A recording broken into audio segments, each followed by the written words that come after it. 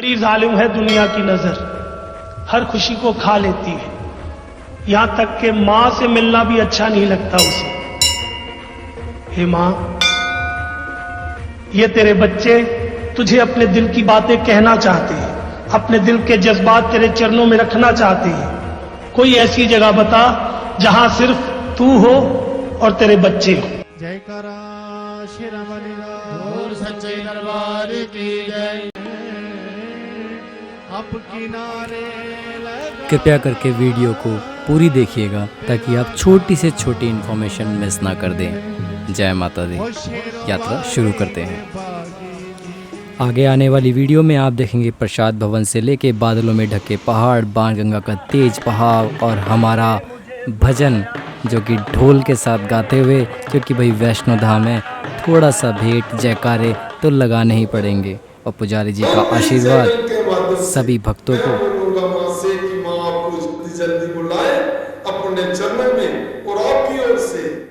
2023 में मैकडॉनल्ड तक की सुविधाएं, लेकिन लंगूर और बंदरों से थोड़ा सा बच के रहिएगा। भैरव बाबा पे लिया बादलों ने शिवखोड़ी जी का रूप, देखिए ध्यान से। आइए चलते हैं वैष्णो धाम। जयकारा शेरावाली दा बोल सच्चे दरबार की जय। बस तो फिर क्या, निकल पड़े थे हम दिल्ली से कुछ राहत की राह में। 120-125 किलोमीटर प्रति घंटा की रफ्तार से हम पहुँचे यहाँ।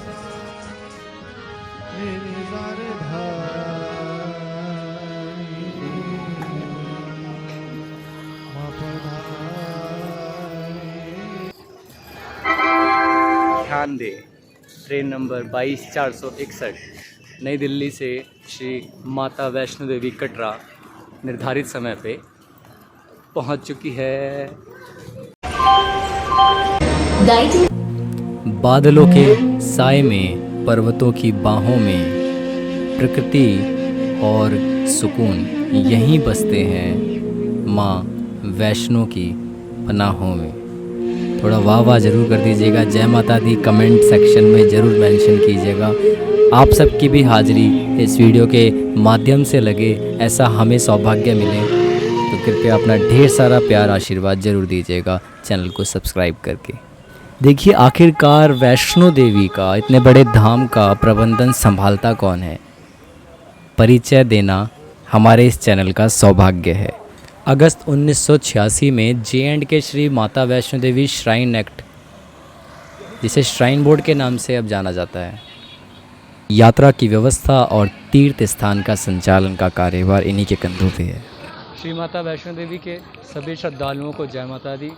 और हम एक्चुअली निकल चुके हैं स्टेशन से। स्टेशन पहुंचे थे हम लोग 6:30 बजे और अब हो रहा है टाइम 9:30 बज रहे हैं और हम यात्रा शुरू कर चुके हैं। बाणगंगा गेट पहुंच रहे हैं। देखिए, श्राइन बोर्ड का मुख्य उद्देश्य श्री माता वैष्णो देवी जी के पवित्र स्थल का बेहतर ढंग से संचालन और व्यवस्था करने के साथ साथ वहां पर चढ़ाए जाने वाले चढ़ावे सहित ज़मीन और इमारतों आदि का भी ध्यान रखना है। यात्रा की व्यवस्था और तीर्थ स्थान का संचालन श्री माता वैष्णो देवी श्राइन बोर्ड के पास आने के बाद से बोर्ड यात्रियों को अच्छी सुविधाएं प्रदान करने के लिए हर संभव प्रयास कर रहा है। मानना पड़ेगा, आज भी गुलशन कुमार जी का भंडारा लंगर यहाँ पे मिलता है और जो भी भक्त यहाँ पे लंगर ग्रहण करना चाहते हैं वो यहाँ आ सकते हैं। और यह सभी कुछ माता रानी, माँ जगजननी के आशीर्वाद से ही और बोर्ड की कड़ी मेहनत से संभव हो पाया है। इस समय श्राइन बोर्ड को एक बड़ी और अच्छी सुविधाएं प्रदान करने वाली संस्था माना जाता है। मैं भी काफ़ी सालों से हाज़िरी लगा रहा हूँ, तो श्राइन बोर्ड की यही कोशिश होती है कि माता वैष्णो देवी के यात्रियों के लिए एक सुखद और यादगारी अनुभव रहे। बड़ी लीला सुनी तेरे भवनों की। माँ भगवती का गुणगान करते करते हम पहुँचे कटरा से लगभग 1 किलोमीटर दूर और समुद्र तल से 2800 फीट की ऊंचाई पर बाणगंगा बातिंग घाट। जिस जगह आके प्यास ने लांगूर को सताया, माता ने पत्थरों में यहाँ तीर चलाया। लगते ही बाण निकली जहाँ जल की धारा, वो धारा यही है जिसे कहते हैं बाण गंगा। माता ने इसमें केश धो के उनको संवारा, इसी कारण इसे कहते हैं बाल गंगा। यहाँ आके नहाए ज़रूर, लेकिन अपने सामान का थोड़ा ध्यान रखें। आपको ऐसा लग रहा है कि हम शाम को चल रहे हैं, लेकिन ये जो पूरा व्यू है ये है सुबह के 10-11 बज रहे हैं। ये आप पीछे देखो, बारिश का पूरा मौसम बना हुआ है। बारिश अभी तक हुई नहीं है, रात को हुई थी, अभी तक हुई नहीं है बारिश। ये देखो रास्ता भी सारा गीला पड़ा है। बस चलते चलते हम चरण पादुका की तरफ निकले। बोल सांचे दरबार की जय। पार करो मेरा बेड़ा भवानी, पार करो मेरा बेड़ा, पार करो मेरा बेड़ा भवानी, पार करो मेरा बेड़ा। छाया घोर अंधेरा भवानी, छाया घोर अंधेरा, ओ छाया घोर अंधेरा भवानी, छाया घोर अंधेरा, पार करो मेरा बेड़ा भवानी। बस से हम पहुंच चुके हैं चरण पादुका मंदिर, जहां पे माता ने रुक के श्री भैरव बाबा जी को पीछे मुड़ के देखा कि वो कितनी और दूर हैं। और अभी हम दर्शन कर चुके हैं और अभी और आगे चलते हैं अर्धकुंवारी की तरफ। तो साथ में चलते रहिए। और बीच में देख रहे हैं बारिश का मौसम हो रहा है, हल्के से छींटे पड़ रहे हैं। देखिए कटरा को हम कहाँ पीछे छोड़िए है। मैं आपको दिखाने की कोशिश करता हूँ थोड़ा सा एक सिनेमैटिक व्यू से।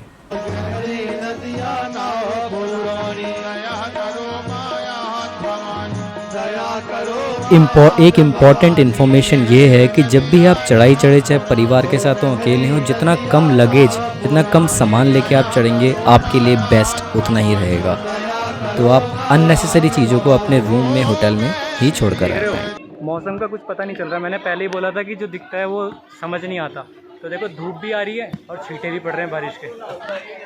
तो पहाड़ों का ना कुछ भरोसा नहीं होता। बारिश का मौसम तो बना हुआ है, लेकिन बाणगंगा से थोड़ा सा आगे जाते ही यहाँ मसाज करने वाली ऑटोमेटिक सोफ़ा लगे हुए हैं।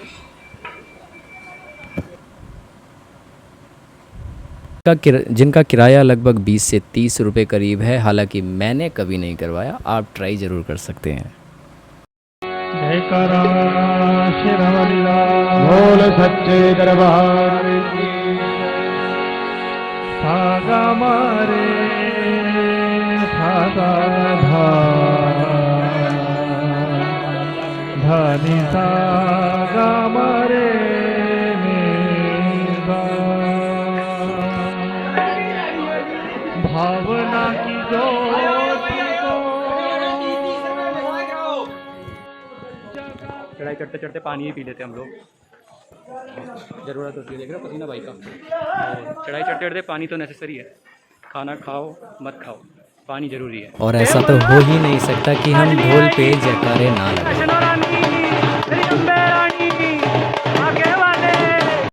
यदि आप पैदल चलते हैं तो खच्चरों से सावधान रहिए। इन खच्चर वालों का कोई भरोसा नहीं है, कहीं भी मुड़ जाते हैं भाई। अपना देख दुख के चलो। देखिए जी, अभी हमने इन खच्चर वालों से पूछा, हिमकोटी मार्ग खुला तो है, लेकिन बारिश होगी तो बंद भी हो सकता है, क्योंकि वहाँ पे सबसे ज़्यादा लैंडस्लाइडिंग होती है। अभी आगे चलते हैं। तूने मुझे बुलाया तेरा बाल, मैं आया छोटा बाल, तूने मुझे बुलाया तेरा बाल, मैं आया छोटा बाल।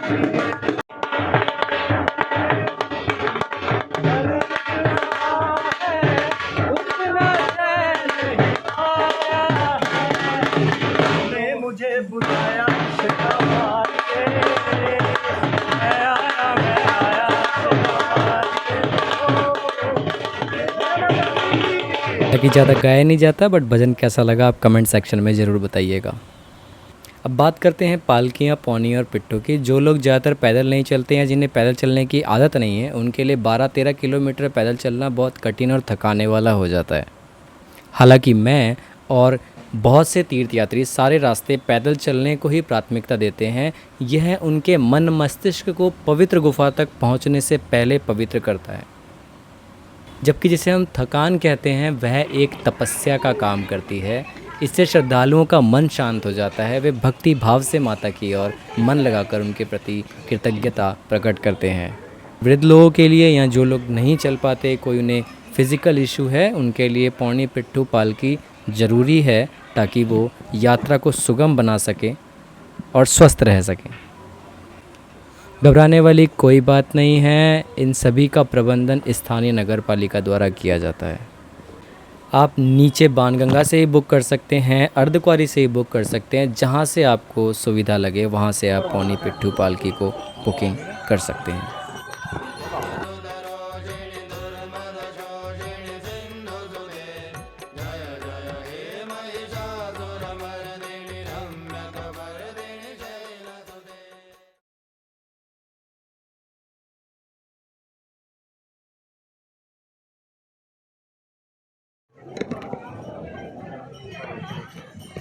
तो फाइनली ना हम बादलों के बीच आ गए और हम अर्धकुंवारी पहुंच गए। तो अर्धकुंवारी में अभी आपको दिखाते हैं व्यू। ये पूरा जो फॉग देख रहे हो ना, ये पूरे बादल हैं और हम बादल।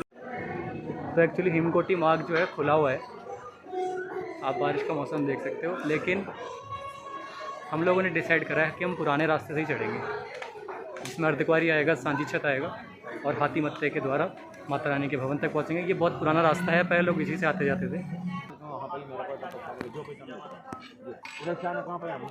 आप देख रहे हैं, विश्वास सा नहीं होता ना, हम इतनी नीचे से यहाँ तक आ गए, लेकिन ये माता रानी का मार्ग है, त्रिकूट पर्वत है, यहाँ विश्वास करना ही पड़ेगा।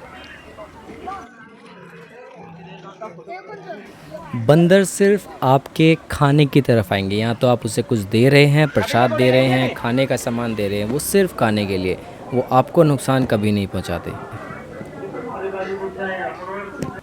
और इसी के साथ जब हम पहुँचे अर्धकुंवारी तो वहाँ देखा सागर रत्ना से लेके सारे फूड ब्रांड खुले हुए हैं ताकि यात्रियों को किसी भी तरीके की दिक्कत ना हो और उन्हें हाइजेनिक फूड भी मिले। माता रानी का गुणगान करते करते और जय माता दी बोलते बोलते हम लोग आ गए अर्धकुंवारी। और अर्धकुंवारी में सारे फूड के लिए तो खुला ही हुआ है यार, आप लोग को टेंशन की बात ही नहीं है। चाहे आप बीकानेर वाला बोलो या चाहे पूजा बोलने वाले या पीछे सागर रत्ना का भी ब्रांच जो भवन पे खुला है वो यहाँ पर भी खुला हुआ है।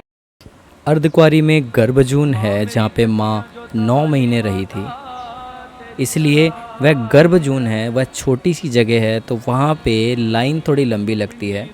हमने भी थोड़ा यहाँ पे विश्राम किया और कुछ रिफ़्रेशमेंट भी ले लिया।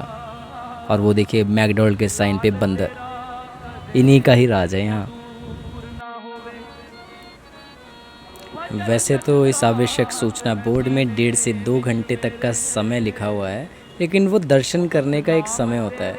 और वैसे अगर आप ग्रुप नंबर लेंगे तो करीबन 6 से 12 घंटे का एक टाइम जाता ही है। तो इसलिए अगर आपको अर्धकुंवारी भी दर्शन करने हैं तो एक अच्छा खासा अपने साथ समय रख के आएँ, जिससे कि आपको कोई दिक्कत ना हो।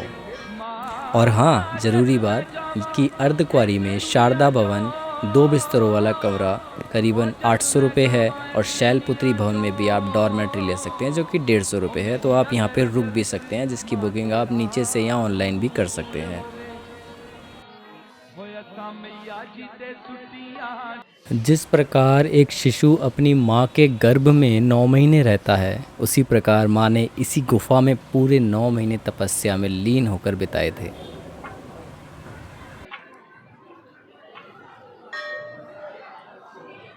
ध्यान से देखिए, ये एक पूरे पहाड़ का छोटा मॉडल सा बना रखा है। ये देखिए सीढ़ियाँ, देखिए छोटी छोटी सीढ़ियाँ हैं। ये एक फिर मंदिर आया, फिर उसके बाद फिर से हम सीढ़ियाँ चढ़े। एक तरीके का एक रास्ता बना रखा है, एक तरीके का एक पूरे पर्वत का छोटा सा मॉडल बना रखा है। काफ़ी शानदार कलाकृति का प्रदर्शन है।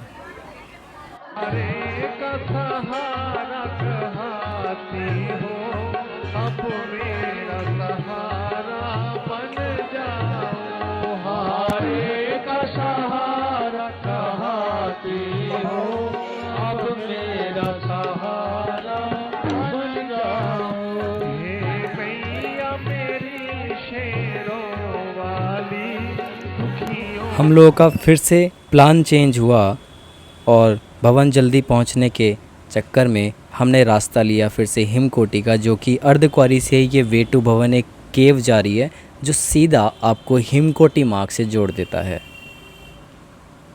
क्योंकि समय ज़्यादा हो रहा था तो हमें भवन आरती से पहले पहुंचना था, और मैं यह भी बताऊंगा कि आरती से पहले क्यों पहुंचना था।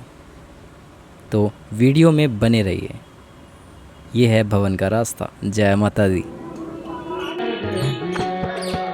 हिमकोटी मार्ग पे ही बैटरी ई रिक्शा चलते हैं। जब आप मार्ग में एंट्री लेंगे तो वो ई रिक्शा का बैटरी का जो कार है वहाँ का एक काउंटर आपको अपने आप ही दिख जाएगा। बस आपको वहाँ लाइन लगानी, जितने भी आपके साथ होंगे, आप अकेले हैं तो आप उसी हिसाब से टिकट लेके वो एक टाइमिंग स्लॉट दे दिया जाता है, आप उसी टाइम बैठ के भवन तक पहुँच सकते हैं और ये काफ़ी आसान है। बाकी इस पे अलग से चर्चा करी जाएगी एक नेक्स्ट वीडियो में, जिसमें पूरा संक्षिप्त विवरण दिया जाएगा बैटरी कार को बुक करने से लेके भवन तक कितना समय लगता है, सभी चीज़ों का। ये देखिए लैंडस्लाइडिंग हिमकोटी मार्ग पर ज़्यादा होती है तो कभी हुई होगी तो हल्का सा यहाँ पे देखिए, फिर भी कितनी सेफ्टी है, जो कि शेड है इसलिए यहाँ पे कहीं बेंच नहीं लगाए गए, और यहाँ काम भी तुरंत चलता रहता है मरम्मत का, तो इसलिए यहाँ बेंच नहीं लगाया गया, यहाँ पे बैठना मना है। जगह जगह खंभों पे स्पीकर लगे हुए हैं जिसमें मंत्रा भेंटे जब लाइव आरती होती है तो वो रास्ते में चलते हुए लोगों को भी, यात्रियों को भी सुनाई देती है।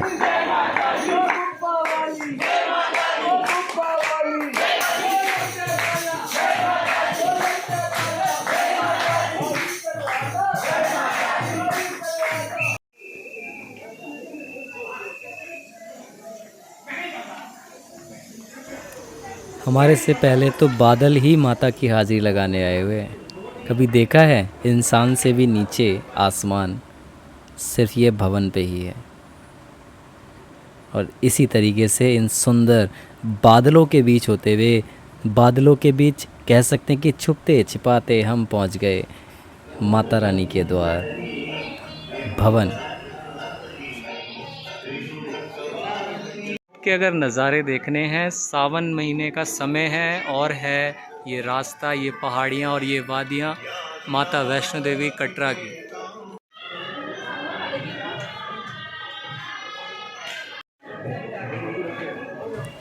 यहाँ बैठी है मेरी मैया।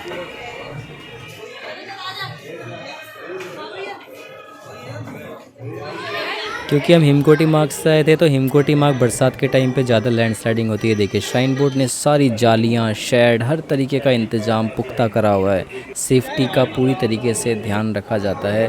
बाकी यात्रियों को भी कोऑपरेट करना ज़रूरी है। भवन पहुँच के सबसे पहला काम ये करें आपकी भेंट शॉप से प्रसाद सबसे पहले ले लें। ये देखिए भेंट शॉप है।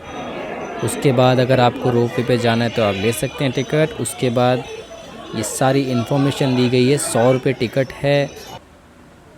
और ये देखिए प्रसाद लेने के बाद बेशक अगर आपको स्नान करना है तो आप बाथिंग घाट की तरफ सबसे पहले जाएं अपने सारे सामान के साथ।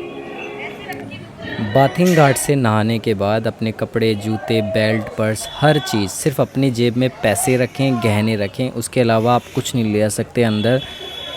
वो सारी चीज़ें आप लॉकर में जमा कर दें और उसके बाद माता के दर्शन के लिए निकल जाएं।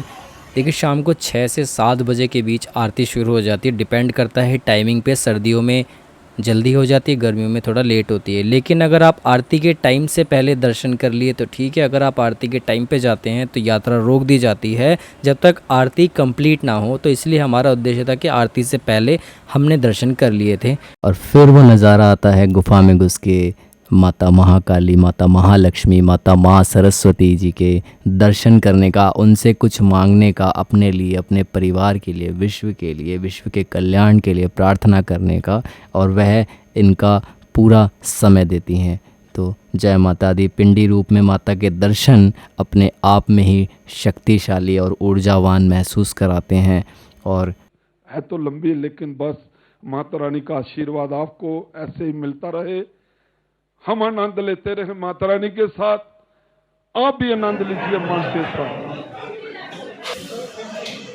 और दर्शन करने के बाद लगी थी भूख और हम आए थे सागर रत्ना, जो कि पहली दुकान पड़ती है भवन से। जब हम भैरव बाबा की तरफ चढ़ते हैं पहली दुकान, उस पर हमने पेट भर के खाना खाया, चाय पी और फिर थोड़े से हम ऊर्जावान हुए, फिर जाके हम भैरव बाबा की तरफ प्रस्थान करें। दूर दूर से श्रद्धालु अपने आस लेके आते हैं कि हम दरबार जाएंगे और माता रानी हमारी सुनेगी, हमारी मदद करेगी। और हकीकत में माता रानी सबकी सुनती है, पूरे विश्व का कल्याण करती है। जय माता दी।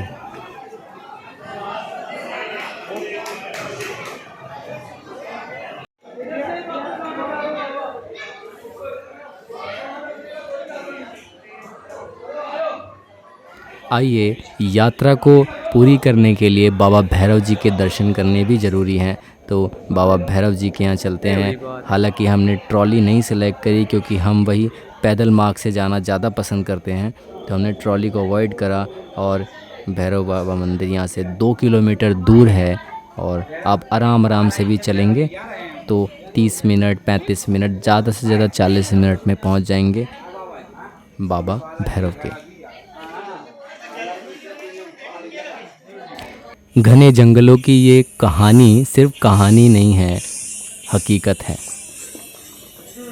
माना जाता है कि जब तक आप भैरव बाबा की यात्रा नहीं करते हैं, आपकी यात्रा अधूरी मानी जाती है, क्योंकि जब शीश कटा तो भैरव बाबा को एक पश्चाताप की अनुभूति हुई। उन्होंने कहा, हे माँ, जो भी अगर मुझे कोई तो पूछेगा ही नहीं इस संसार में, तो ऐसा कुछ मेरे पे कृपा कर कि कोई मुझे भी पूछे। तब माता ने आशीर्वाद दिया, क्योंकि कि मेरे दर्शन के बाद अगर कोई तुम्हारे दर्शन करेगा तो ही उसकी यात्रा पूरी मानी जाएगी। और वह धन्य हो गए और इसी तरीके से यह मंदिर स्थापित हुआ, जो कि माता के भवन से 2 किलोमीटर की दूरी पर है।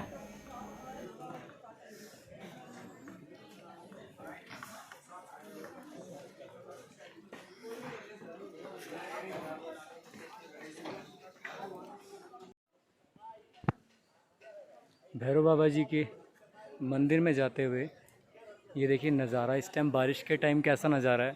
पूरा देखो बादल, हम बादलों के बीच में, ये ट्रॉली की पूरी केबल देखो बादलों के बीच में, नीचे भवन तो दिख ही नहीं रहा, देख रहे हो आप। इतना शानदार व्यू है, नीचे से ऊपर नहीं दिख रहा, ऊपर से नीचे नहीं दिख रहा। ये बाबा भैरवनाथ जी के मंदिर में जाने के लिए सीढ़ियाँ हैं जो 75 हैं, इसलिए मैंने थोड़ी सी हिम्मत कर ली चढ़ने की, क्योंकि सारी सीढ़ियाँ जो है बादलों से ढकी हुई हैं। देखो पीछे नज़ारा, सब बादलों से कवर है। मैं भी बादलों से कवर हूँ, बस कैमरे में दिख रहा हूँ। या देवी सर्वभूतेषु शक्ति रूपेण संस्थिता, नमस्तस्यै नमस्तस्यै नमस्तस्यै नमो नमः। जय माता दी।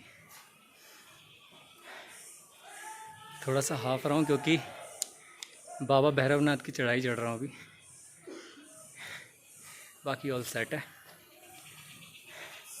और सभी श्रद्धालुगण से माता वैष्णो देवी कटरा के, ये रास्ता पूरा देख रहे हो, पूरा घना है, एकदम घने जंगल है।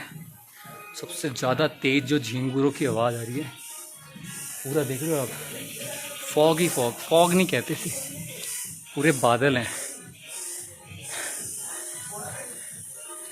शानदार नज़ारा है, माँ भगवती की असीम कृपा है और काफ़ी बेहतरीन दर्शन हुए। फिर बाबा भैरवनाथ के लिए चले और चलते चलते सोचा कि आपसे 2 बातें भी हो जाए कि अनुभव कैसा रहा। करीबन 12-15 सालों से माता वैष्णो देवी के यहाँ हाजिरी भर रहे हैं हम, उनकी असीम अनुकृपा से। और सबसे बड़ी बात है कि यहाँ पे बिना बुलाए तो कोई पैर ही नहीं रख सकता,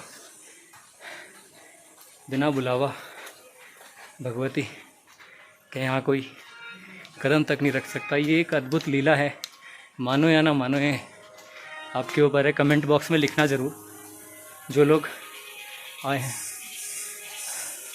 बंदरों से ही बचना पड़ेगा, बंदर एकदम आ जाते हैं फ़ोन लपेटने। तो वीडियो में बने रहिए, चैनल को सब्सक्राइब कीजिए और अपना जो ढेर सारा प्यार है, अपना ढेर सारा मन अपने माता के चरणों में लगाइए, ताकि सबकी मनोकामना पूरी हो, सबकी हाजिरियाँ लगे। आरती शुरू हो चुकी है नीचे भवन पे। आरती से पहले हमने दर्शन कर लिए और मैं भैरव बाबा भी पहुंच गया हूँ।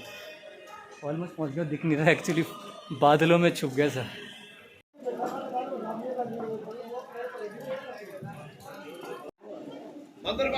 और फिर हम पहुँचे भैरव बाबा जी के, जहाँ पर हमने भेंट प्रसाद लिया। भेंट प्रसाद लेने के बाद उस समय बाबा के यहाँ आरती शुरू हो चुकी थी, तो इसलिए उस समय दर्शन रुके हुए थे, तो हमने बाहर ही बेंच पे बैठ के विश्राम कर लिया।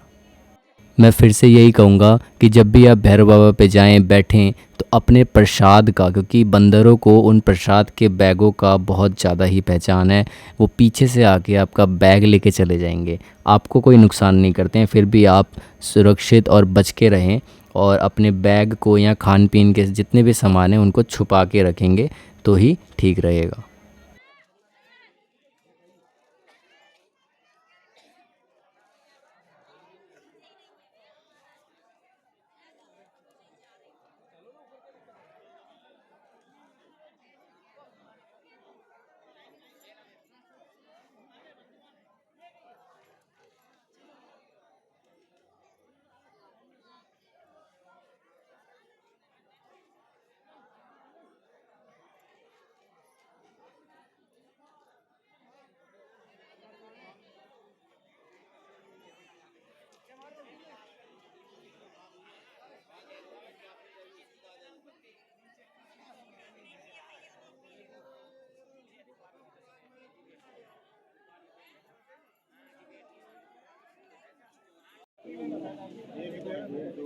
शाम के समय जब मैं पहुंचा भैरव बाबा मंदिर पे, तो कुछ इस तरीके का नज़ारा था। हर तरफ बादलों से खाइयाँ, पहाड़, मंदिर, रास्ते, जितने भी मार्ग से हम होके आए हैं, ये हाथी मत्थे, ये देखो सांझी छत का हेलीपैड, सब बादलों की वजह से कवर है। इसलिए इस समय जब बादल होते हैं, विजिबिलिटी कम होती है, तो हेलीकॉप्टर भी रोक दी जाती है। बड़ी एलईडी स्क्रीन पे माता के यहाँ जो लाइव आरती चल रही है वह इसलिए दिखाया जा रहा है यहाँ पे। कुछ ऐसा दिखता है नज़ारा बाबा भैरव से माता रानी के दरबार का। जय माता दी।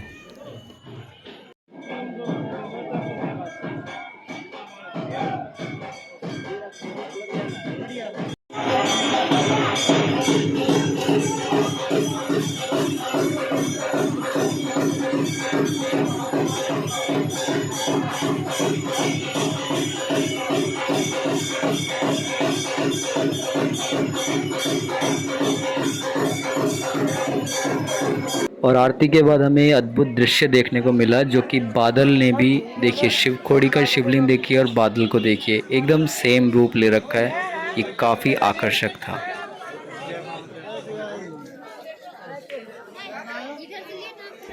कृपया करके चैनल को सब्सक्राइब करना ना भूलें, क्योंकि हर एक छोटी डिटेल के लिए मैं अलग वीडियोस बनाऊंगा ताकि आपको वो स्पष्ट पता चले। और इसीलिए यह एक यात्रा थी, आपको भी दर्शन करवाना था, हमने भी हाजिरी लगानी थी, तो इसी ज़रिए यात्रा पूरी हुई। प्रसाद भवन सांझी छत के पास पड़ता है, जिसमें आपको ये हलवा चने निःशुल्क मिलता है, तो आप यहाँ पे आके ये प्रसाद भी ग्रहण कर सकते हैं, इसके कोई चार्जेस नहीं है। और इसी तरीके से यात्रा होती है संपूर्ण, और संपूर्ण होने के बाद अब सब अपने घरों में जाके कन्या पूजन करते हैं, तो हम भी करेंगे। जय माता दी।